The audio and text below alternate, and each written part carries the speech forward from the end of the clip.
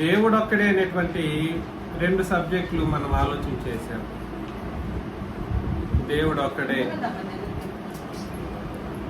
పాత నిబంధనలో తండ్రిని దేవుడు, నేను తప్ప వేరొక దేవుడు మీకు ఉండకూడదు, నేను తప్ప వేరొక దేవుడు లేడు అని చెప్పిన ప్రతి సందర్భంలోనూ ఎప్పుడు చెప్పాడనంటే 2 ముఖ్యమైనటువంటి సందర్భాల్లో చెప్పారు. ఒకటి, ఆ ఇశ్రాయేలు జనాంగము విగ్రహాలను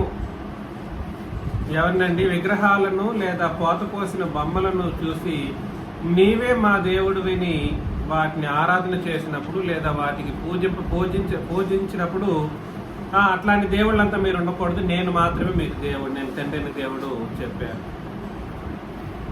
రెండో కాన్సెప్ట్ ఎప్పుడు చెప్పారు అనంటే, ఇశ్రాయేలీలు దేవుని యొక్క నిజతత్వాన్ని గుర్తించకపోగా ఆయన చెప్పినటువంటి మాటలను గ్రహించే విషయంలో తప్పుడు సిద్ధాంతాలను తయారు చేసుకొని తప్పుడు మార్గాల్లో వాళ్ళు నడిచినప్పుడు నేను తప్ప వేరొక దేవుడిని లేడు, నేను ఎట్లాంటి వాడిని అనుకుంటున్నారు మీరు, మిమ్మల్ని చంపాలన్నా నా శక్తి, మిమ్మల్ని బతికించాలన్నా నా శక్తి, మిమ్మల్నే కాదు సర్వలోకాన్ని నేనే సృష్టించాను అని, నేను తప్ప వేరొక దేవుడు లేడు అని చెప్పినటువంటి పరిస్థితుల్లో తండ్రిని దేవుడు ఉపయోగించినటువంటి ఆ పదజాలాన్ని మనం అర్థం చేసుకోగలగాలి. అది పరిశీలన చేశాం. నేను తప్ప వేరొక దేవుడు లేడని చెప్పిన ఆయనే ఏమని కూడా చెప్పారు అని అంటే, నేను తప్ప వేరొక దేవుడు లేడు అని చెప్పిన ఆయన ఏమని చెప్పాడు మరొకసారి పరిశీలన చేసినట్లయితే యోవేలు గ్రంథం 2వ అధ్యాయంలో, యోవేలు గ్రంథంలో 2వ అధ్యాయం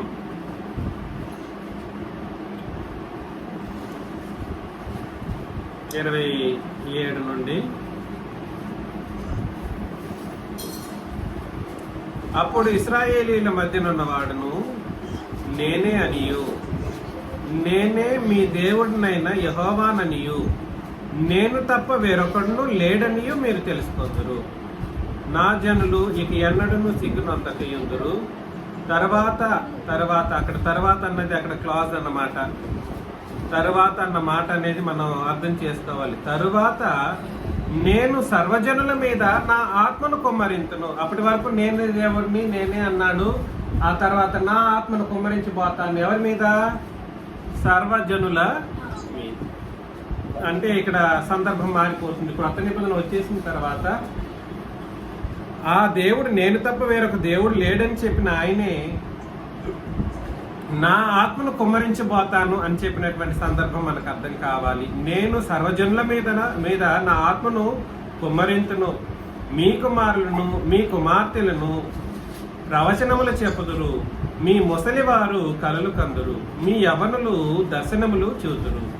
ఆ దినములలో నేను పనివారి మీదను పనికత్తెల మీదను నా ఆత్మను కుమ్మరించుదును అని చెప్పడం మనం గమనిస్తూ ఉన్నామన్నమాట. మీరందరూ అర్థం చేసుకోవాల్సిన విషయం ఏమిటంటే, నేను తప్ప వేరొక దేవుడు లేడు అని చెప్పిన ఆయన క్రొత్త నిబంధనకు వచ్చేసరికి నా ఆత్మను పంపిస్తాను అని చెప్పడం మనం అర్థం చేసుకోవాలి. ఈ యోవేలు గ్రంథంలో చెప్పబడినటువంటి ఆ 2వ అధ్యాయంలోని ఆ లేఖన భాగం ఎక్కడ ఫుల్ఫిల్ అయ్యింది, నెరవేర్చబడింది? అపోస్తల కార్యములు 2వ అధ్యాయంలో 17 నుండి మనం చదువుతూ వెళుతూ ఉన్నప్పుడు అది ఎలా నెరవేర్చబడిందో మనం చదువుతూ, అక్కడ మాత్రమే కాదు యేసు ప్రభు సహితం యేసు ప్రభు ద్వారా ఈ కార్యక్రమం జరగడం అనేది కూడా మనం చూస్తున్నాం అన్నమాట. దాని కొరకు ఏం చెప్పారు? అక్కడేమని చదివామనంటే, ఆ తండ్రిని దేవుడే ఏం చెప్పారు?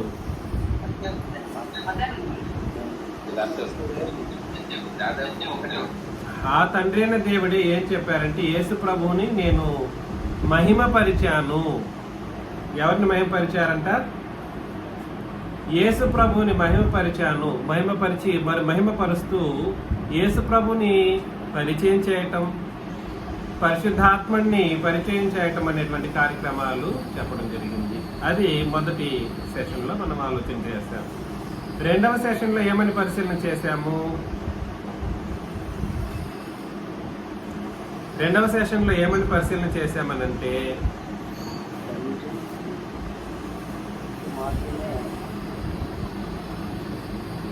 దేవుడు ఒక్కడే అనేటువంటి ఆ విషయంలో మనం ఎప్పుడూ కూడా సరే అనాలోచనగా పరిశీలన చేయక, ఇష్టారాజ్య బోధలతో కాక, సరైనటువంటి విధానంలో పరిశీలన చేసే కోణంలో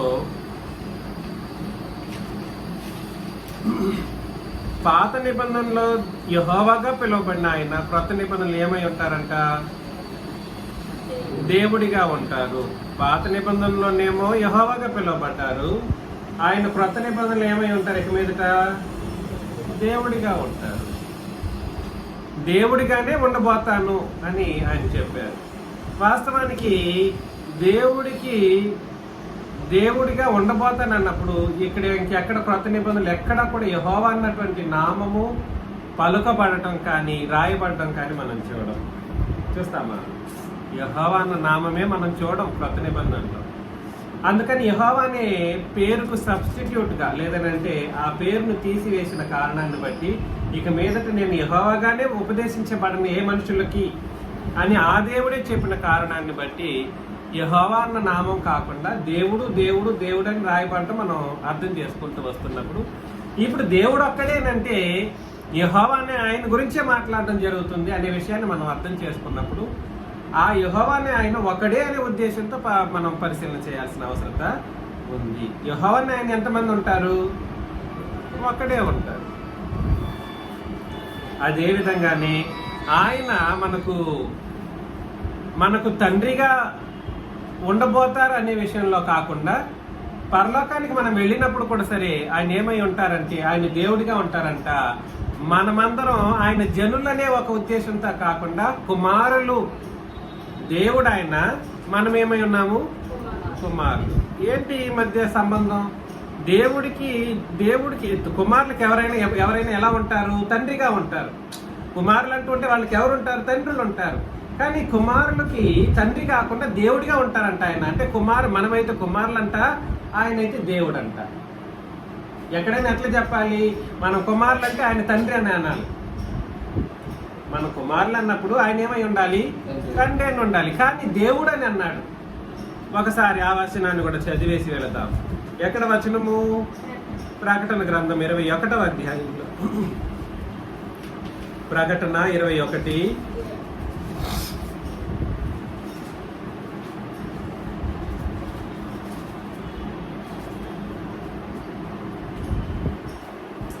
ఇరవై 21వ అధ్యాయము మొదటి నుండే చదవాలి. వాస్తవానికి, అంతటా నేను క్రొత్త ఆకాశమును క్రొత్త భూమిని చూచితిని, మొదటి ఆకాశమును మొదటి భూమియు గతించిపోయిను. అంటే ఏమిటది?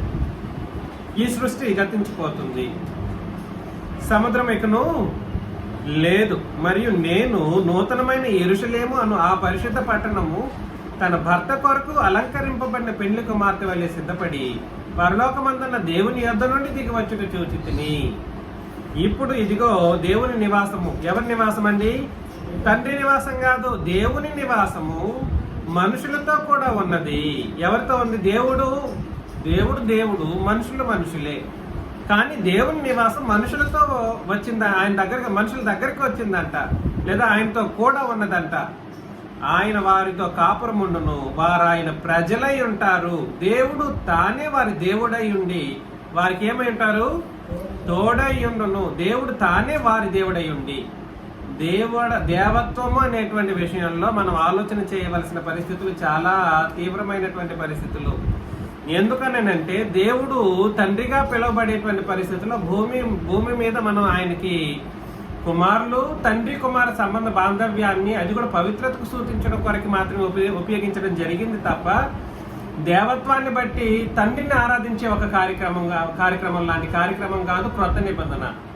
క్రొత్త నిబంధనలో తండ్రిని లేదా దేవుడిని ఆరాధన చేయడం అనేటువంటిది ఆయన దేవత్వాన్ని సూచించేటువంటి ఒక కోణం. అది మనం సులభంగా అర్థం చేసుకోవాల్సినటువంటి పరిస్థితి ఉంది. 4వ వచనంలో ఆయన వారి కన్నుల ప్రతి బాష్ప బిందువును తుడిచివేయును, మరణం ఇక ఉండదు, దుఃఖమైనను ఏడుపైనను వేదన అయినను ఇక ఉండదు, మొదటి సంగతులు గతించిపోయేను అని సింహాసనములో నుండి వచ్చిన గొప్ప స్వరము చెప్పుట వింటిని.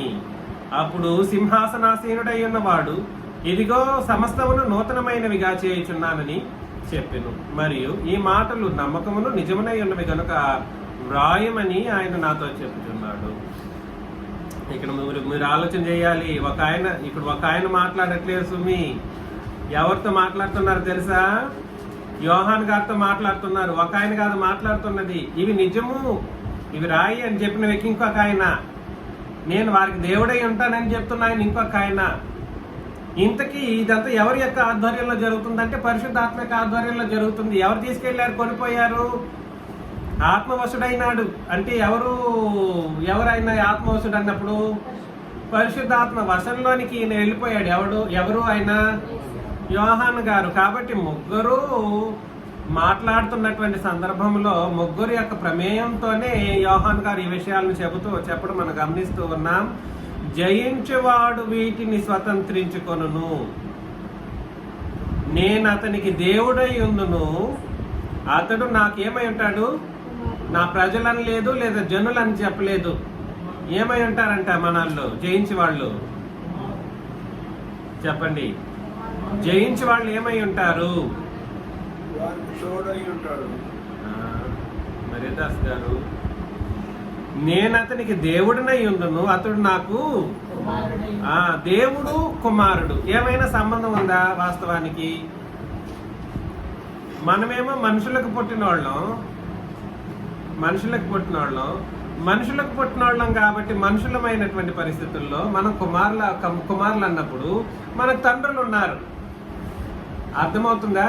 కానీ ఆ తండ్రి స్థానాన్ని ఇప్పుడు ఎవరు భర్తీ చేస్తున్నారు?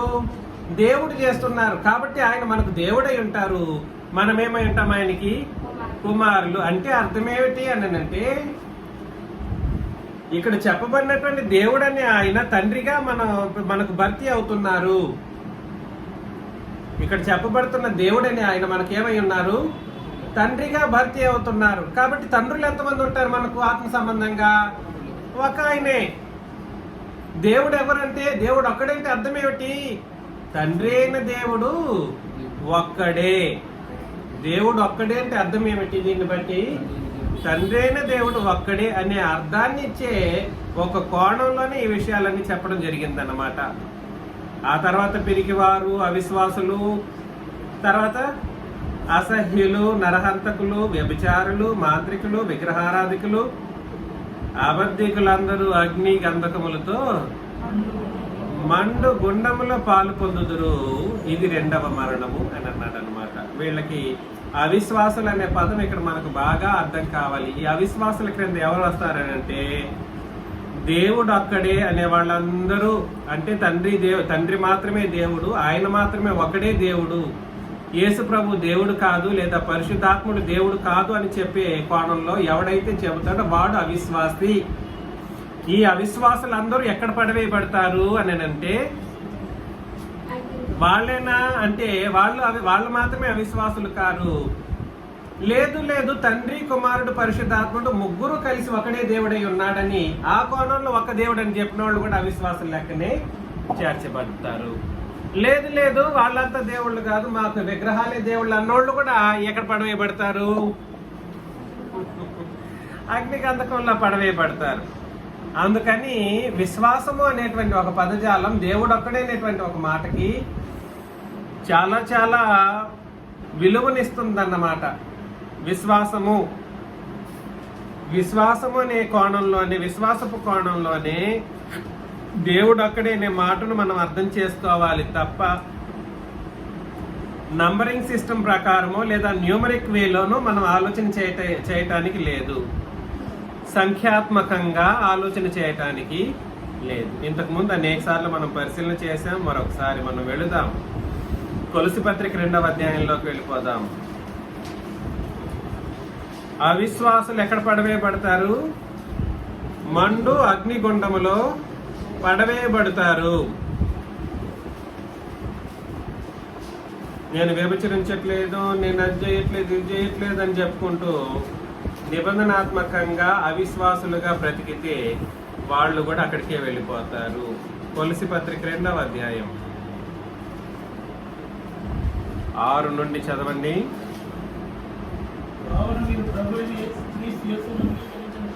ఎప్పుడైనా ఆన్లైన్లో ఉండేవాళ్ళు చదివితే కొంచెం బాగుంటుంది. కావున మీరు ప్రభు అయిన క్రీస్తు యేసును అంగీకరించిన విధముగా ఆయన యందు వేరుపారిన వారై ఇంటి వలె కట్టబడుతూ మీరు నేర్చుకున్న ప్రకారముగా విశ్వాసమునందు స్థిరపరచబడు. కాబట్టి మీరు నేర్చుకొనిన ప్రకారముగా ఏం చేయాలండి? విశ్వాసమందు స్థిరపరచబడుచు. నేర్చుకోకుండానే విశ్వాసం ఎక్కడి నుండి వస్తుంది? వీడు 2 మొక్కలు ఎవడో నేర్పించుంటాడు. ఎలాగా? 2 మొక్కలు ఎవడో నేర్పించుంటాడు. ఇంకా అన్ని నేర్చేసుకున్నానని చెప్పేసి ఇంకా ఆహా బోధలు చేస్తూ ఉంటాడు అన్నమాట. ఇంతకి వాడు నేర్పించుకోడైనా సరైన బోధ కూడా అది కాదు. నేర్పించుకోడికి తెలియదు, నేర్చుకున్నోడికి తెలియదు. కాబట్టి మీరు నేర్చుకొనిన ప్రకారముగా విశ్వాసమందు స్థిరపరచబడుచు కృతజ్ఞతాస్తుతులు చెల్లించట యందు విస్తరించుచు ఆయన యందుండి నడుచుకొనుడి. ఆయన యందు ఉండి నడుచుకొనుడి. ఆయన ఎవరు? యేసుక్రీస్తు ప్రభువారు. ఆయనను అనుసరింపక మనుషుల పారంపర్యాచారం. కాబట్టి ఆయన అనుసరించడం అన్నా, ఆయన యందు విశ్వాసం ఉంచడం అన్నా, అయ్యా మరలా చెబుతున్నాను, విశ్వసించడం అనే మాట ఒక దేవుడికి మాత్రమే ఉపయోగించే మాట. నేను ఏ భరత్ గారిని విశ్వసించలేను. అర్థమవుతుందా? నేను ఏ విజయ్ కుమార్ గారిని విశ్వసిస్తానా? విశ్వసించలేను. ఏ మనుషుల్ని బట్టి ఏ మనుషులైనా విశ్వసించడం అనే మాట అత్యంత ప్రమాదకరమైనటువంటి మాట. విశ్వాసం అనే మాట దేవత్వాన్ని సూచించే మాట. ఏమని చెప్పాను? విశ్వసించడం అనే మాట ఎవరినైతే విశ్వసిస్తున్నారో లేదా నమ్ముతున్నారో వారి దేవత్వాన్ని రుజువుపరిచే మాట అన్నమాట. నేను చెప్తున్నది మీకు ఏమైనా అర్థమవుతుందా? కాబట్టి విశ్వసించే వాళ్ళు, ఆయన అనుసరించవలసిన వాళ్ళు మనుషుల పారంపర్యాచారమును అనగా ఈ లోక సంబంధమైన మూలపాఠములను అనుసరించి మోసకరమైన నిరర్ధక తత్వజ్ఞానము చేత మిమ్మల్ని చెరపట్టుకొని వాడు ఎవడైనా ఉండునేమో అని జాగ్రత్తగా ఉండండి. కాబట్టి యేసు ప్రభువుని అంగీకరించే విషయంలో ఆయన ఏమని అంగీకరించాలి? విశ్వసించాలన్నప్పుడు ఏమని విశ్వసించాలి? అనేక సార్లు చెప్పాను. యేసు ప్రభువుని విశ్వసించటానికి ఏమని విశ్వసించాలి? ఆయన పలికిన మాటలను విశ్వసించాలనా? సాక్షాత్తు ఆయన భూమి మీద పలికిన మాటలను విశ్వసించాలనా? మత్తయి, మార్కు, లూకా, యోహాను సువార్తలు యేసు ప్రభువు ఉపదేశించిన మాటల్ని బట్టి ఆయన విశ్వసించాలంటే కాదు. ఆయన యొక్క మరణమును బట్టి ఆయన విశ్వసించాలి. ఆయన మరణ సమాధి పునరుత్థానం వలన మనకు జీవం దొరికిందన్న సంగతిని బట్టి ఆయన్ని విశ్వసించాలి. ఇంతకీ ఏమని విశ్వసించాలని ప్రత్యేకించి ఆలోచన చేసినప్పుడు ఆయన గూర్చిన మాటలు ఏమేమైతే ఉన్నాయో వాటినన్నింటినీ విశ్వసించాలి. నేను చెప్పింది అర్థమవుతుంది. రోమాపత్రిక 10వ అధ్యాయం 17వ వచనంలో, రోమాపత్రిక 10వ అధ్యాయం 17వ వచనంలో, కాగా వినుట వలన విశ్వాసము కలుగును, వినుట క్రీస్తును గూర్చిన మాటలు, క్రీస్తును గూర్చిన మాటలు, క్రీస్తును గూర్చిన మాటలు. ఏమిటి క్రీస్తును గూర్చిన మాటలు? ఆయన ఈ పాపం కొరకు మరణించిన నరుడు అన్నాడు, విశ్వసించాల్సింది, వేరే ఆప్షన్ లేదు. నరుడు అన్నప్పుడు ఆయన నరావతారాన్ని బట్టి, మన పాపంను బట్టి ఆయన మరణించారు. కాబట్టి ఆయనకు నరావతారాన్ని మనం అంగీకరించి తీరాల్సిందే, అనగా విశ్వసించి తీరాల్సిందే. ఆయన నీ పాలిట చాలిన దేవుడై ఉన్నాడు లేదా నిరంతరము స్తోత్రార్హుడై ఉన్నాడు అన్నప్పుడు ఆ మాటను విశ్వసించకూడదండి.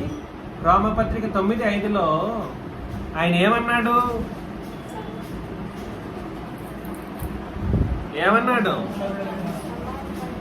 ఆయన వీరివారు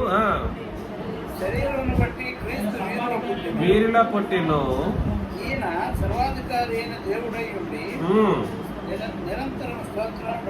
నిరంతరము స్తోత్రార్హుడై ఉన్నాడు అన్నప్పుడు దాన్ని విశ్వసించననే వాడిని మనం ఏమనాలండి? దేవుడు అని చెప్పినప్పుడు యేసు ప్రభుని దేవుడని విశ్వసించకూడదా?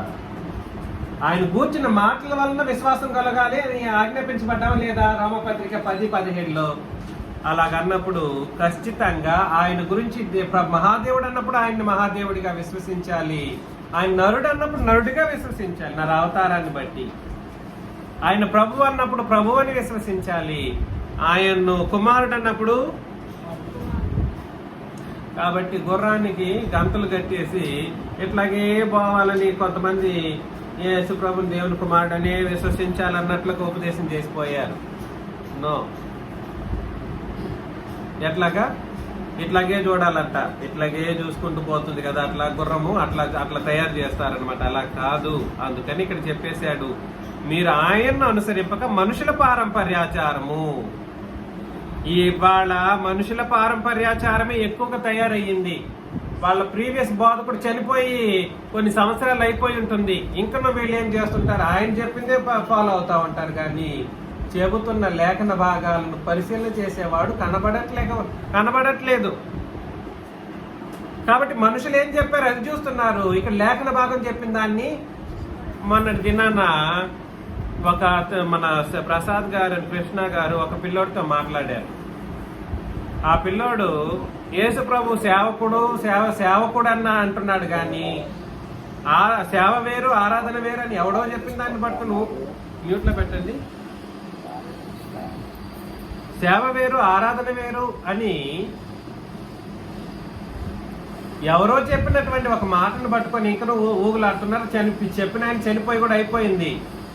పారంపర్యాచారం అంటే తన ముందున్నోళ్ళు ఏం చెబితే వెనకాల దాన్ని ఫాలో అవుతూ వెళ్తుంటారు అనమాట. వీళ్ళకి బైబిల్ అవసరం ఉండదు. దానికి సంబంధించి రోమపత్రిక 1:25 వాళ్ళు వచనం చెప్పారు. ఏమని ఉంది? పూజించి సేవించిరి యుగముల వరకు ఈయనే స్తోత్రార్హుడై ఉన్నాడు. కాబట్టి పూజ, సేవ, స్తోత్రము ఎన్ని పదాలు ఉపయోగించడం జరిగింది? పూజ, సేవ, చెప్పండి. పూజ, సేవ, స్తోత్రము, ఈ 3 పదాలు ఒకే వచనంలో ఉపయోగించడం జరిగింది. స్తోత్రం వేరంట, పూజ వేరంట, ఆరాధన వేరంట, సేవ వేరంట. నేనైతే వచనం చెప్పాను, మరి నీకేముందంటే మా ఆయన మా పారంపర్యాచారంలో మా సార్ చెప్పారు అంటాడు. వచనమా? దేవుడు చెప్పిన ఆజ్ఞలు ఏమైపోవాలి? అందుకని ఆయనను అనుసరింపక మనుషుల పారంపర్యాచారమును అనగా ఈ లోక సంబంధమైన మూల పాఠాలు అనుసరించి మోసకరమైన నిరర్ధక తత్వజ్ఞానం. దేవుడు ఒక్కడే అని అంటే తత్వజ్ఞానంతో ఆలోచన చేయదగినది కాదు. మరి ఎలా ఆలోచన చేయాలి? విశ్వాసముతో ఆలోచన చేయాలి. దేవుడు ఒక్కడే అనే మాటను ఎలా ఆలోచన చేయాలి? ఆత్మ సంబంధంగా ఆలోచన చేయాలి. తత్వజ్ఞానం ఏం బోధిస్తుంది? సైంటిఫిక్ వేలోనో లేదా మ్యాథమెటిక్ వేలోనో గ్రంథాన్ని గ్రహించడానికి ఆయన ప్రయత్నం చేస్తుంది. ఇప్పుడు అమెరికా వాళ్ళందరూ కూడా అండి ఏ జియాలజీయో లేదనంటే ఏమంటారు, అది పురాతన వస్తు శాస్త్రాలను చదివేసి మా ప్రభువు ఉన్నారనడానికి రుజువులు వెతుక్కుంటూ యేసు ప్రభువు నమ్మారు. ఆ విశ్వాసం అబ్సల్యూట్లీ నరకానికి నడిపించే విశ్వాసం. ఎలాగా? పురాతన వస్తు శాస్త్రాలు, ఆర్కియాలజికల్ బేస్డ్ స్టడీస్, ఆ తర్వాత ఆయన పుట్టారనడానికి పత్రాలు, తాళపత్రాలు, వీటినన్నిటిని చూసి పుట్టారని ఆయన నమ్ముతున్నారు. అట్లా నమ్మనే కూడదండి. అది విశ్వాసమే కాదు. నీకు తండ్రినో లేదా ప్రభువునో విశ్వసించటానికి ఏ ఆధారం ఉండకూడదు, కేవలం దేవుని వాక్యమే ఉండాలి. నువ్వు అక్కడ ఇజ్రాయేల్కి వెళ్ళి చూసి నమ్మి చేయాల్సిన అవసరమే లేదు. అది దేవత్వాన్ని రుజువుపరచడానికి నీ విశ్వాసమే కారణంగా ఉండాలి. ఎందుకు? విశ్వాసం అన్నది నిరీక్షింపబడు వాటి యొక్క, అంటే నువ్వు చూడకపోయినా ఏం చేయాలి? ఒక రోజు నిజ స్వరూపాన్ని నీ మనసులో ఇవ్వాలి. నిరీక్షింపబడు వాటి యొక్క నిజ స్వరూపంలో అదృశ్యమైనవి ఉన్నవనుటకు రుజువు. కాబట్టి కనబడిన దానికి నువ్వు రుజువు ఎక్కడి నుండి వెతుక్కుంటూ వస్తావు? ఎలాగా? అదృశ్యమైనవి ఉన్నవనుటకు రుజువు కోసం నువ్వు ఎక్కడ రుజువులు పట్టుకుంటూ వస్తావు? కుదురుతుందా? అదృశ్యం దేవుడే కనబడు, రుజువు ఎక్కడి నుండి తీసుకొస్తావు?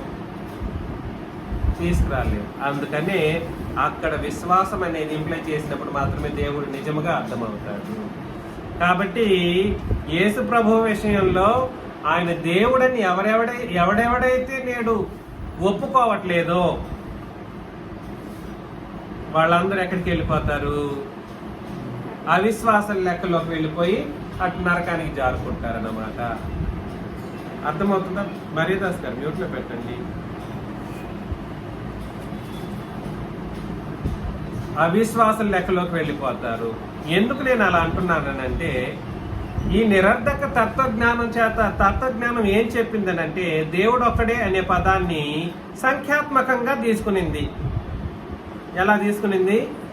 దేవుడు ఒక్కడే అనే పదాన్ని ఎలా తీసుకునింది? సంఖ్యాత్మకంగా. సంఖ్యాత్మకంగా అంటే ఏమిటి? ఒకటే, 1.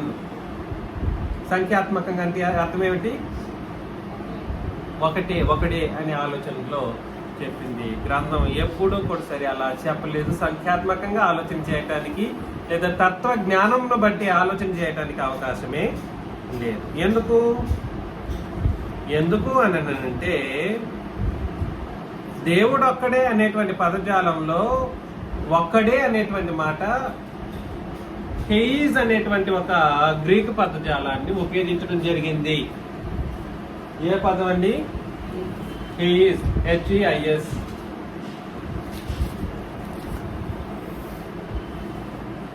ఏం పదం అండి? HEIS. ఈ హెయిజ్ అని అంటే అర్థం ఏమిటి అని అంటే, ఒకడే అన్నప్పటికీ అది సంఖ్యాత్మకమైనది కాదు. ఎలాగా? ఒక్కడే అని అన్నప్పటికీ అది సంఖ్యాత్మకమైనది కాదు. అంటే అది ఎలా అర్థం చేసుకోవడం? ఒకడే అన్నప్పటికీ సంఖ్యాత్మకమైనది కాదన్నప్పుడు అది ఎలా అర్థం చేసుకోవటం? ఇంతకుముందే నేను చెప్పాను. చిరరాజ్యం ఒకడే అన్నప్పుడు సంఖ్యాత్మకంగా ఆలోచన చేస్తే, సంఖ్యాత్మకంగానైనా ఎలా ఆలోచన చేసినా నేను ఒకడినే అవుతాను. అర్థమవుతుందా? ప్రపంచం మొత్తాన్ని నేను ఒకడినేనా, లేదనంటే నాలాంటి వాళ్ళు ఇంకెవరైనా ఉంటారా? ప్రపంచం మొత్తానికి నేను ఒకడినే ఉంటానండి. నేను ఒక్కడనే ప్రపంచం మొత్తానికి. నేను ఒక్కడనే మనిషి అన్నంత మాత్రాన్ని మీరు మనుషులు కారా ఏంటి? అలాగన్నమాట. కాబట్టి తండ్రైన దేవుడు కానీ దేవుడు ఒక్కడే అనేటువంటి పదజాలం సంఖ్యాత్మకమైనదిగా ఆలోచన చేయటానికి లేదు. కాకపోతే దేవుడు ఒక్కడే అనేది ఏ తండ్రైన దేవుని యొక్క ఐడెంటిఫికేషన్, ఆయన ఒక్కడే అని చెప్పే ఉద్దేశంతో రాయబడినటువంటి మాట. అలాగే చాలా విషయాలు ఉన్నాయి. మనం మరలా కొరింథీయులకు రాసిన మొదటి పత్రికలోకి వెళ్ళిపోదాం.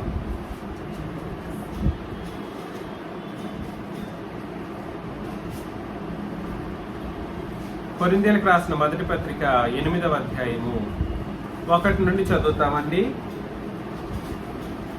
విగ్రహములకు బలిగా అర్పించిన వాటి విషయం డైరెక్ట్గా చెప్పేస్తున్నాడు. దేనికి బలిగాన్ని? విగ్రహములకు బలిగా అర్పించిన వాటి విషయం. మనమందరము జ్ఞానము గలవారమని ఎరుగుదుము. కాబట్టి క్రొత్త నిబంధనలో ఉన్నోళ్ళంటే సాదాసీదా వ్యక్తులు కారండి. They are the wisdom, they are the wisest people in the world. సర్వ ప్రపంచంలో జ్ఞానవంతులమంటూ ఉంటే ఈ క్రొత్త నిబంధన ప్రజలు మాత్రమే.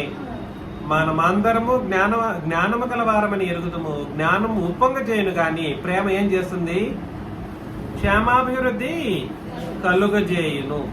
ఒకడు తనకేమైనానో తెలియననుకొని ఉంటే తాను తెలుసుకొనవలసినట్టు ఇంకను ఏమియో తెలుసుకొని వాడు కాడు.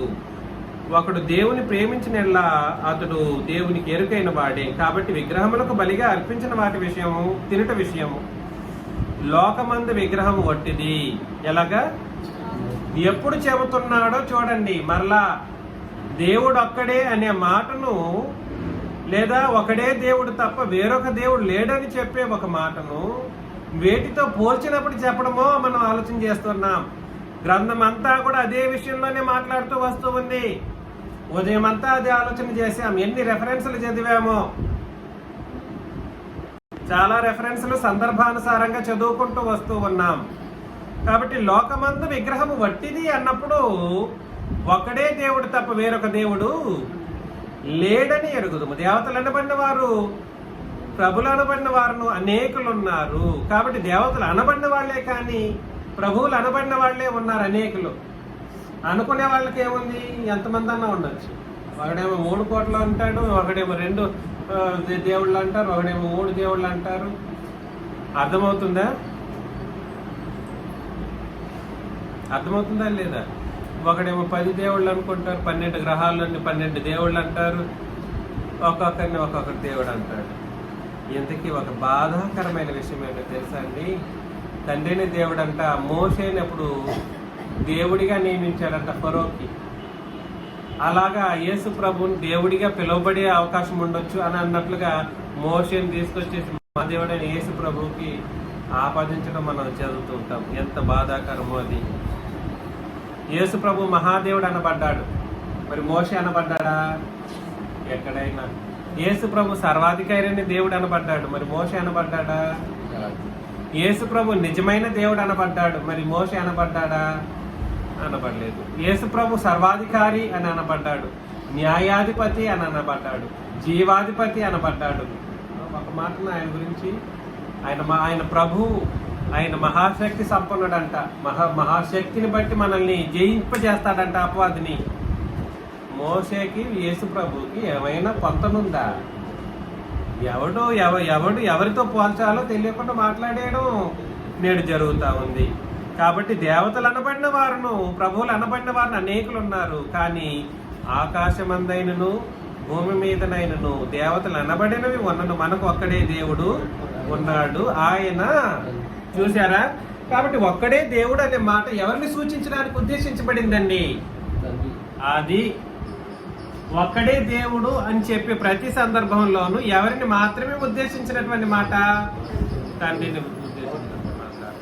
అంతే తప్ప యేసు ప్రభు దేవుడు కాదనడానికి కానీ పరిశుద్ధాత్ముడు కాదనడానికి కానీ ఉద్దేశించబడినటువంటిది కాదు. ఎందుకు?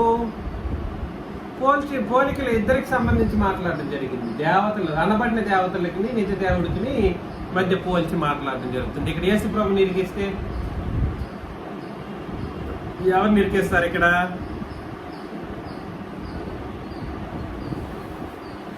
ఆకాశమందైనను భూమి మీదనైనను దేవతలు అనబడిన ఉన్నను మనకు ఒకడే దేవుడు ఉన్నాడు అన్నాడు. ఇక్కడ ఎవరు నిరికిస్తున్నారు? మనుషులు యేసు ప్రభుని అనవసరంగా ఇరికిస్తున్నారు. యేసు ప్రభు దేవుడే, నాకు దేవుడు కాదని ఈ వచనాన్ని బట్టి చెప్తాడు. ఎక్కడ ఉంటాయి అసలు? యేసు ప్రభుకి ఎక్కడ ఇరికించే అవకాశం ఉంది? చెప్పబడుతున్నదేమో ఆకాశమందు భూమి మీద అనబడిన దేవతల గురించి పోల్చి మాట్లాడుతూ తండ్రి గురించి మాట్లాడడం జరిగింది. ఇక్కడ యేసు ప్రభుని పరిశుద్ధాత్మని నిరికిస్తే ఎంత దారుణం అంటే, వాళ్ళు ఎంత కుయుక్తి పరులో, ఎంత అపవాది కుమారులు అక్కడ రుజువు అయిపోతుంది కదండి. లేని దాన్ని సృష్టించిన వాళ్ళు ఏమై ఉంటారు? అబద్ధమును జనించిన వాళ్ళు ఏమై ఉంటారు? అబద్ధమునకు జనకుడు ఎవడు? అపవాది. అబద్ధాన్ని సృష్టించేటువంటి పరిస్థితుల్లో అపవాదిక స్వరూపులు అన్నమాట. ఎవరండి అంటే, ఇక్కడ అనవసరంగా యేసు ప్రభు దేవుడు కాదనడానికి ఇక్కడ ఈ వచనాన్ని రుజువుపరచడం కొరకు ఉపయోగించేవాడు ఎవడైనా కూడా సరే, ఎవడి యొక్క రూపాన్ని ధరించిన వాడు అది ఆయన తండ్రి. ఆయన నుండి సమస్తమును కలిగిను, ఆయన నిమిత్తం మనం ఉన్నాం. మరియు మనకు ప్రభువు ఒక్కడే. అలా అన్నందుకు పరిశుద్ధాత్ముడు ప్రభువు కాదు, తండ్రి ప్రభువు కాదనడానికి ఉద్దేశించబడిన వచనం కాదు ఇది. మరలా నేను చెప్పేది ఏమైనా అర్థమవుతుందండి? మనకు ప్రభు ఒక్కడే అన్నప్పుడు యేసు ప్రభు ఒక్కడే. అక్కడ ఒక్కడే అనేటువంటి మాట ఆయన వ్యక్తిగత ప్రత్యేకతను సూచించే మాట. ఒక్కడే అని అంటే ఆయన వ్యక్తిగతంగా ఒకడు. దేవుడు ఒక్కడేనంటే తండ్రి వ్యక్తిగతంగా ఒకడు. అర్థమవుతుందా? ఆయన ద్వారా సమస్తమును కలిగిన మనం ఆయన ద్వారా కలిగిన వారు. అయితే అందరి యందు ఈ జ్ఞానం లేదు. కొందరు ఇది వరకు విగ్రహమును ఆరాధించిన వారు కనుక తాము భుజించు పదార్థములు విగ్రహమునకు బలి ఇయ్యబడినవని ఎంచి భుజించుదురు. ఇందువలన వారి మనస్సాక్షి బలహీనమైనది, అపవిత్రమైపోతుంది అని అన్నాడు అన్నమాట. కాబట్టి విగ్రహాలకు సంబంధించి మాట్లాడేటప్పుడు మనం సరైన పర్టికులర్ ఆలోచనతో ముందుకు సాగాలి. ఏది పడితే అది మనం తినడానికి లేదు. దానికి సంబంధించిన ఏ అపవిత్రత మనం ముట్టుకోవడానికి లేదు. ఎలాగా? విగ్రహానికి సంబంధించినటువంటి లేదా బయలు దేవతలకు, అన్ని దేవతలకు సంబంధించిన ఏ అపవిత్రత మనల్ని ఏం చేయకూడదు. మన దగ్గరికి కానీ మనంగా వాటి దగ్గరికి కానీ వెళ్ళే పరిస్థితుల్లో ఉండనే కూడదు. ఇది మనం ఆలోచన చేయాలి. ఎందుకనంటే మన తండ్రి మనకు దేవుడై ఉన్నారు, మన ప్రభువు మనకు దేవుడై ఉన్నారు. ఈ మాటకు వచ్చినప్పుడు దేవుడు ఒక్కడే అని ఆలోచన చేసినప్పుడు యోహాను సువార్త 1వ అధ్యాయంలో 21వ వచనం మనం చదివినప్పుడు, యోహాను సువార్త 1వ అధ్యాయం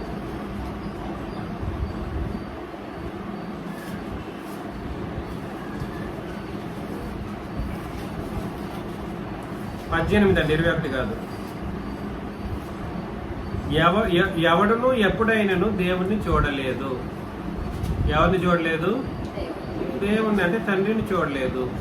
తండ్రి రొమ్మనున్న అద్వితీయ కుమారుడే ఆయనను. అద్వితీయ కుమారుడు అని రాసి అక్కడ క్రింద ఏమని రాశాడండి? అద్వితీయ కుమారుడు అని రాసి క్రింద ఏమని రాశాడు? జనితైక కుమారుడు. తర్వాత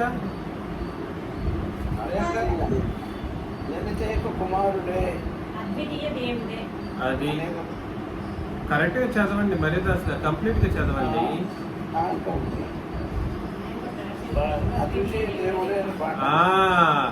అద్వితీయ కుమారుడు ఈజ్ ఈక్వల్ టు అద్వితీయ దేవుడు. అంటే దేవుడు అక్కడే అని అర్థం. మరలా అద్వితీయ కుమారుడు, మరలా చదువుతున్నాను వచనాన్ని, 18వ వచనాన్ని. ఎవడును ఎప్పుడైనాను దేవుని చూడలేదు. తండ్రి రొమ్మనున్న అద్వితీయ కుమారుడే ఆయనను ఏం చేశారు? బయలుపరిచెను. ఇక్కడ అద్వితీయ కుమారుడు అనడానికి వాస్తవిక అర్థం ఏమిటో గ్రంథమే చెప్పింది. నువ్వు ప్రత్యేకించి కొత్త కొత్త సిద్ధాంతాలు వెతకాల్సిన అవసరం లేదు. అద్వితీయ కుమారుడు ఈజ్ ఈక్వల్ టు జనితైక కుమారుడు ఈజ్ ఈక్వల్ టు అద్వితీయ దేవుడు. కాబట్టి ఆయన కూడా ఏమై ఉన్నాడు? అద్వితీయ దేవుడు అంటే అర్థం ఏమిటి? ఒక్క దేవుడు అని అర్థం.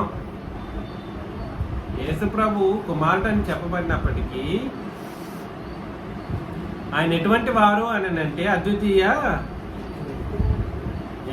అద్వితీయ దేవుడు. తిరిగి కుమారుడే అంటారు. ఏందమ్మా చెబుతున్నది ఏమిటి? అద్వితీయ దేవుడు అనే, అద్వితీయ కుమారుడు అంటే అర్థం ఏమిటి? అద్వితీయ దేవుడు అని అర్థం. ఒప్పుకుంటారా ఈ వచనాన్ని? ఒప్పుకోవాలంటే ఇంక వాళ్ళందరూ వాళ్ళ పారంపర్యాచారాలను, అంటే వాళ్ళ పరంపరంగా వింటున్న వాళ్ళ సార్లని విడిచి రావాలి ఇక్కడికి ఒప్పుకోవడానికి. ఒప్పుకోవాలి. ఇక్కడ నేను చెప్పట్లేదు, చిన్నరాజా కాదు ఇక్కడ చెప్తున్నది. నేనా చెప్తున్నది?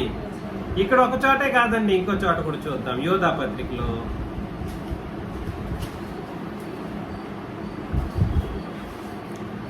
పత్రికలో యేసు ప్రభుకి ఏమని ఆయన్ని పిలవడం జరిగిందో మనం చదువుతాం.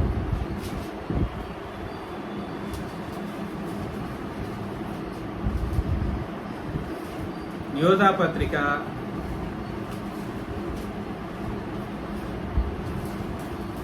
24 అద్వితీయ నాథుడు 24 24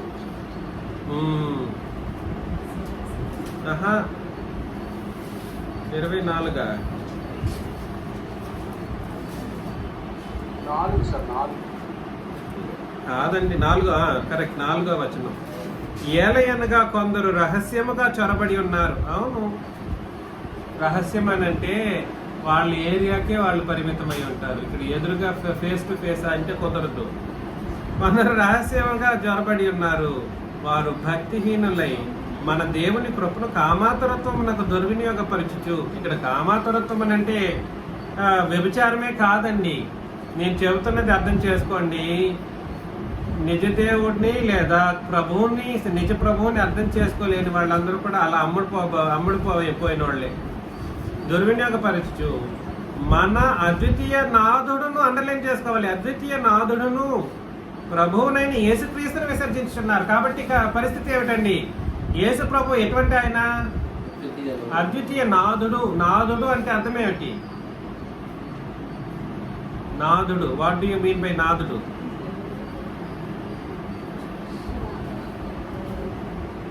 చెప్పాలి మన తెలుగు.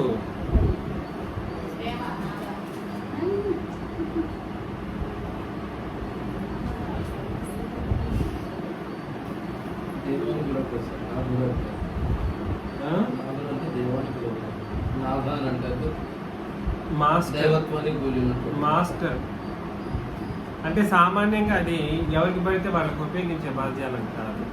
అంటే దేవుడు అంతటి వాడిని అద్వితీయ నాథుడు అని అంటారనమాట, లేదా నాథుడు అని అంటారు. దేవుడు అంతటి వాడిని లేదా దేవుడు అంతటి వారిని ఏమని పిలుస్తారు అని అంటే నాథుడు అని అంటారు. ఇప్పుడు యేసు ప్రభు ఎటువంటి ఆయన? అద్వితీయ నాథుడు. అంటే ఈయన కూడా ఒకడే అనే దాని అర్థం. అద్వితీయత అంటే ఒకడే అనే అర్థం, రెండవ వాడు కానివాడు. కాబట్టి యేసు ప్రభు అద్వితీయ నాథుడు అంటే అద్వితీయ దేవుడనే అర్థం అన్నమాట. నాథుడు అని అంటే మాస్టర్ అని చెప్పేటువంటి ఏమంటారు దాన్ని, సర్వాన్ని ఎరిగినటువంటి, సర్వమును ఎరిగినటువంటి ఒక వ్యక్తిని మాస్టర్ అని అంటారు.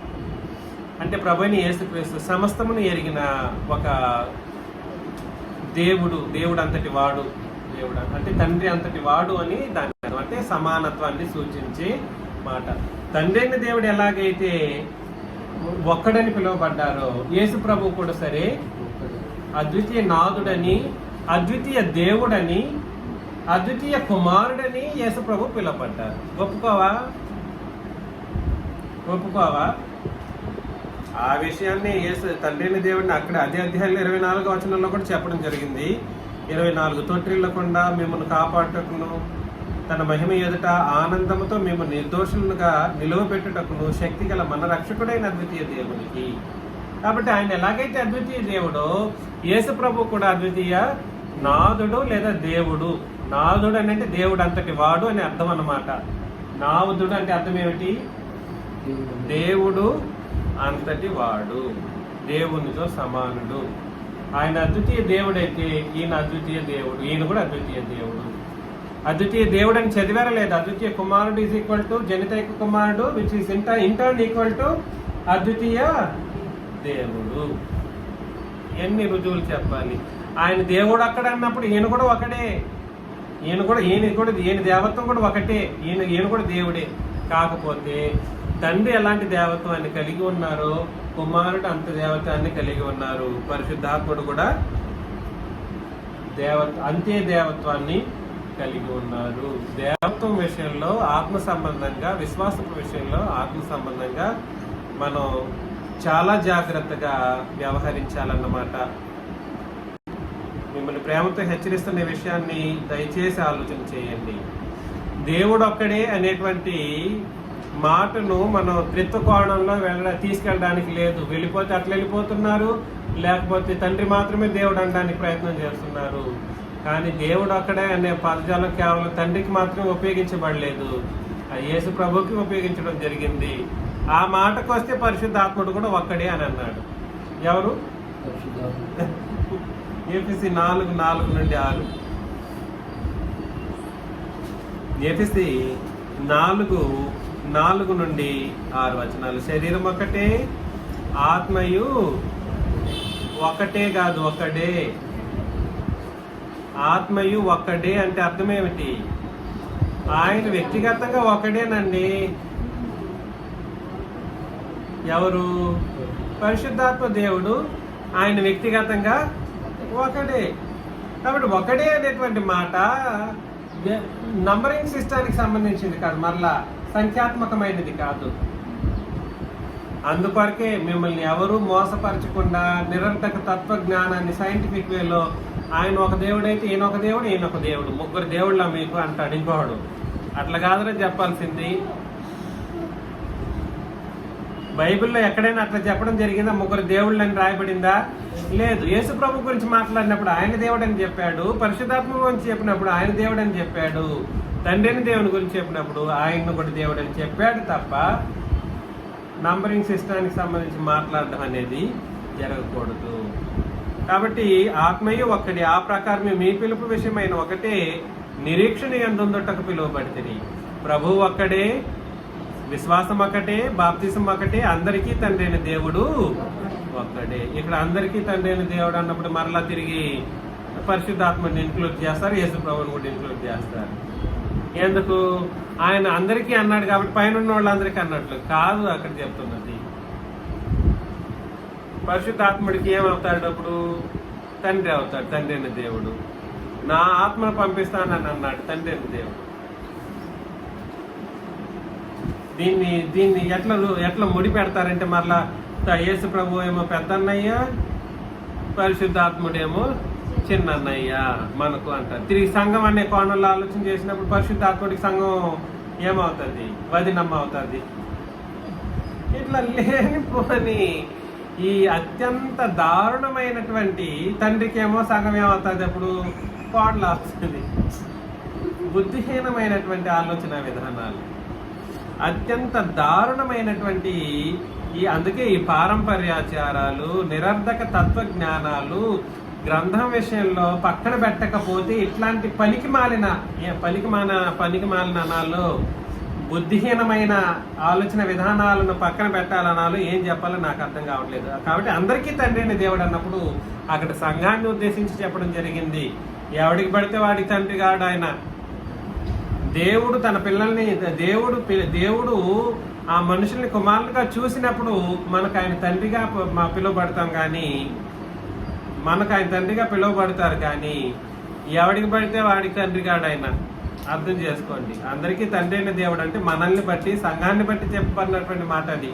ఆయన అందరికీ పైగా ఉన్నవాడై అందరిలోనూ వ్యాపించి అందరిలో ఉన్నాడు. కాబట్టి ఒక్కడే అన్నప్పుడు ఈయన ఒకసారి చూడండి, మరొకసారి అందరికీ తండ్రి అయిన దేవుడు ఒక్కడే, ఆయన అందరికీ పైగా ఉన్నవాడై అందరిలో వ్యాపించి అందరిలో ఉన్నాడు అని అన్నాడు. కాబట్టి ఈయన ఒకడే ఉన్నాడు అందరిలోనూ. కొలసి పత్రిక 3వ అధ్యాయం 11. కొలసి పత్రిక 3వ అధ్యాయం 11.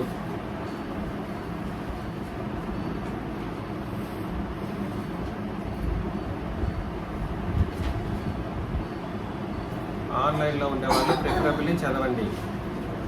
ఇంటి వారిలో యోధుడని భేదము లేదు, గ్రీసు దేశస్థుడని యోధుడని భేదం లేదు, సున్నతి పొందితే అని సున్నతి పొందకపోతే అని భేదం లేదు, పరదేశీ అని సిద్ధుడని దాసుడని స్వతంత్రుని భేదం లేదు, క్రీస్తే సర్వమును అందరిలో ఉన్నవాడై ఉన్నాడు. అదేంటండి? దేవుడు ఒక్కడే అందరిలో ఉన్నాడు అన్నాడు, ఇక్కడ క్రీస్తు అందరిలోనూ ఉన్నాడు అన్నాడు. అంటే ఏమిటి దీని అర్థం? బైబిల్ తప్పుగా చెప్తుందనే? లేదు, నీ బుద్ధిలో తప్పు ఉందిరా. నీకు అజ్ఞానం వల్ల నువ్వు ఎట్లా ఇష్టపడితే నీకు ఇష్టం వచ్చినట్ల రీతిలో చదువుతూ ఉన్నావు, ఇష్టారాజ్య బోధలు వింటూ ఉన్నావు. క్రీస్తు అందరిలో ఉన్నారు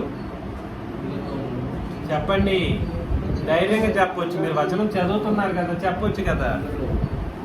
ఆయన అందరిలోనూ ఉన్నవాడై ఉన్నాడు. తండ్రి అయిన దేవుడు ఒక్కడే అందరిలోనూ ఉన్నాడంటే తప్పు అవుతుందా? అవుతుంది. ఆయన ఒకడే ఉన్నాడు అన్నప్పుడు అందరిలో యేసు ప్రభు ఉన్నాడని నేను ఈ వచనాన్ని చూపించాను. ఇంకొక ఆయన ఏం చెప్తాడు? నా దగ్గర వ్యతిరేకించేవాడు ప్రసాద్ గారు ఎప్పుడు వ్యతిరేకించరు, కానీ లేదు సార్ ఇక్కడ కూడా కొరింథీ పత్రికలో కూడా పరిశుద్ధాత్ముడు అందరిలో నివసిస్తున్నాడు, మన దేహము ఆయనకు ఆలయమై ఉన్నది, దేవునికి ఆలయమై ఉన్నది, పరిశుద్ధాత్మనికి కూడా ఆలయమై ఉన్నది, మనలో ఆయన కూడా నివసిస్తాడని అంటాడు. కాబట్టి నేనేం చెప్పడానికి ప్రయత్నం చేస్తున్నానంటే దేవుడు ఒక్కడే అనే మాట కేవలం తండ్రిని ఒక్కడే అని చెప్పడానికి ఉపయోగించబడినటువంటి పదజాలమే కానీ ఆయన అందరిలో ఉన్నాడు అనే ఉద్దేశాన్ని కూడా తెలియజేసినప్పటికీ అదే కోణంలోనూ క్రీస్తున్నారు, అదే కోణంలోనూ పరిశుద్ధాత్ముడు కూడా ఉన్నారు.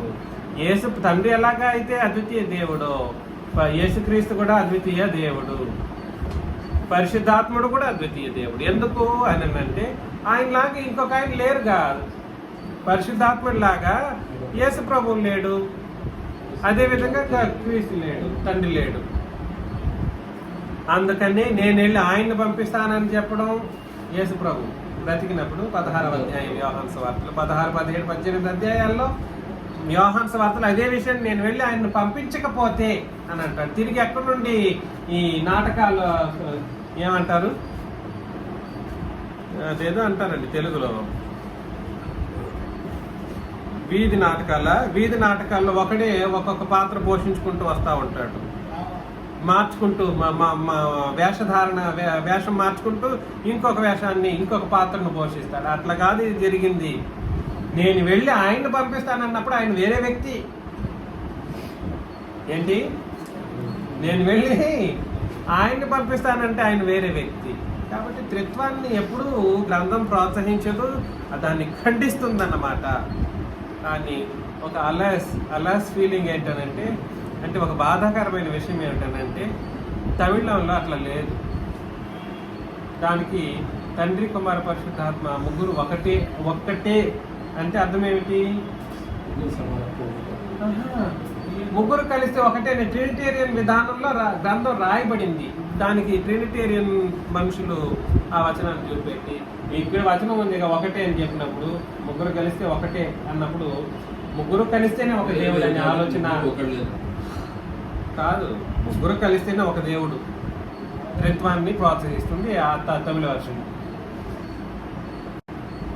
త్రిత్వాన్ని సమర్థిస్తుంది అన్నమాట. తప్పు కదండి, ఎంతమంది జనాలు నాశనం వైపు నడిచిపోతారు. కన్నడలో అలాగే ఉంది. ఇంకా ఇంగ్లీష్లో కేజేవీలో న్యూ కేజేవీ ఎన్కేజేవీలో కూడా అలాగే ఉంది. ఇప్పుడు కొత్తగా రీరైట్ చేసిన వాళ్ళు తర్జుమా రాంగ్, ట్రాన్స్లిటరేషన్ రాంగ్. అది తెలుగులో మీరు ఆ వచనాన్ని చదివారనుకోండి, 1 యోహాను 5వ అధ్యాయం ఒకసారి చూద్దాం. 1 యోహాను 5వ అధ్యాయం 7-8 వచనాలు. 1 యోహాను 5వ అధ్యాయం 7-8 వచనాలు. ముగ్గురు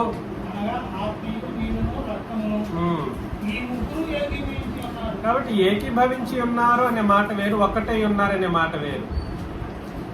దీస్ 3 are 1 అని ఇంగ్లీష్లో అంటాడు. దేంట్లో? కేజేవీలో. దీస్ 3 are 1 అంటే ఇంకేముంది? మొత్తం కొల్లాప్స్ అన్నమాట. దేవుడు పెట్టిన మొత్తం ప్లాన్, ఆయన సంకల్పం, ఆయన యేసు ప్రభు యొక్క మరణం, పరిశుద్ధాత్ముడి యొక్క సహవాసం, మనతో పాటు ఉండడం, మనల్ని నడిపించడం, ఆయన ఇది మొత్తం కూడా ఏమైపోతుంది? మొత్తానికి కొల్లాప్స్ అయిపోతుంది. దీస్ 3 are 1 అని అన్నప్పుడు ఏకీభవించి ఉన్నారు అనే మాట ఎంత కరెక్ట్గా ఉందో తెలుసా అండి? 1 అగ్రిమెంట్ అని అంటాడు ఏఎస్విలో. ఎలాగా? అమెరికన్ స్టాండర్డ్ వర్డ్లో దీస్ 3 are in 1 అగ్రిమెంట్ అంటే ఒక అభిప్రాయం మీద ఉన్నారు అని చెప్పడం వేరు, ఒకటే అయి ఉన్నారని చెప్పడం. అది దీస్ 3 are in 1 అగ్రిమెంట్ అనేది వేరు. దీస్ 3 are 1 అంటే ఏకంగా ఏమైపోతుంది? దేవుడు కట్టిన కోటనే తోలు దోసినట్టు అవుతుంది అన్నమాట. అందుకని నేనేం చెప్పడానికి ప్రయత్నం చేస్తున్నాను అంటే 1 అనేటువంటి మాట ఖచ్చితంగా ట్రినిటేరియన్ని అవిశ్వాసం వైపు నడిపిస్తుంది. అవిశ్వాసులు ఎక్కడికి వెళ్ళిపోతారు? అగ్ని గంధకములు కలిగినటువంటి గుండంలో యుగ యుగాలు పడవేయబడతారన్నమాట. కాబట్టి నేనేం చెప్పడానికి ప్రయత్నం చేస్తున్నానంటే మీరందరూ ఆలోచన చేయండి. తండ్రి ఎలాంటి వారు, క్రీస్తు అలాంటి వారు, క్రీస్తు ఎలాంటి వారు, పరిశుద్ధాత్ముడు అలాంటి వారు. దేవత్వం తండ్రికి ఎలాగుందో క్రీస్తుకి అలాగే ఉంది, పరిశుద్ధాత్మునికి అలాగే ఉంది. ఆయన దేవుడైతే క్రీస్తు దేవుడు, పరిశుద్ధాత్ముడు కూడా దేవుడు. ఆయన ఒకడైతే ఈయన ఒకడు, పరిశుద్ధాత్మ ఒకడు, క్రీస్తు ఒకడు. ఎంత క్లియర్గా ఉందో కదండి. లేకుండా మాకు ఎక్కడ కన్ఫ్యూషన్గా మనకు చెప్పలేదు. కాబట్టి మనం ఎవరూ కూడా సరే తప్పుడు మార్గంలో నడవకుండా, చాలా వచనాలు ఉన్నాయి. I'm closing it out here. చాలా వచనాలు ఉన్నాయి, అయితే నేను ముగించేస్తూ ఉన్నాను. ఎవరు కూడా సరే తప్పుడు సిద్ధాంతాలను బట్టి అవిశ్వాసులుగా మారి నరకంలో పడకుండా పరలోకం వైపు నడవాలని, ప్రతి ఒక్కరికి ఎప్పుడైనా మార్చుకోవలసిన వాళ్ళు మార్చుకొని ముందుకు రావాలని, ముఖ్యంగా యేసు ప్రభు దేవత్వాన్ని అంగీకరించినట్టు నటించే అబద్ధికులని, ఎలాగా యేసు ప్రభు దేవత్వాన్ని అంగీకరించి ఏం చేస్తారు వాళ్ళు? మేము ఎప్పుడు చెప్పలేదండి యేసు ప్రభు దేవుడు కాదని, మేము ఆయన ఆరాధించాం అంతే. ఎట్లాగా యేసు ప్రభు మేము దేవుడు కాదని ఎప్పుడు చెప్పట్లేదు, కానీ ఆరాధించాము అని అంటారు. అలాంటి బోధ అవిశ్వాసపు బోధ, అలాంటి బోధ దయ్యముల బోధ. అలాంటి విశ్వాసాన్ని దయ్యాలు కలిగి ఉంటాయంట. యాకోబు పత్రికలు ఏమని చెప్తాడనంటే, ఇలా దేవుడు ఒక్కడే దయ్యములను నమ్మి వణుకుచున్నవి. కాబట్టి దేవుడు ఒక్కడే అని అంటే కేవలం తండ్రి మాత్రమే దేవుడు అనే ఉద్దేశం దయ్యాల ఉద్దేశం కాదు. ఆయన కూడా ఒకడే, దయ్యాలు కూడా నమ్ముతున్నాయి. కాకపోతే ఆయనే దేవుడని నమ్మే వాళ్ళు ఎవరైనా ఉంటే వాళ్ళు కూడా ఏమై ఉంటారు? దయ్యాల విశ్వాసాన్ని కలిగి ఉంటారు, దయ్యపు విశ్వాసం. అలా ఎవరు దయ్యపు విశ్వాసాన్ని కలిగి ఉండకుండా పరలోకం చేరాలని హెచ్చరిస్తూ ముగించుకుంటున్నాను. మీకు అందరికి క్రీస్తు నామములో వందనాలు.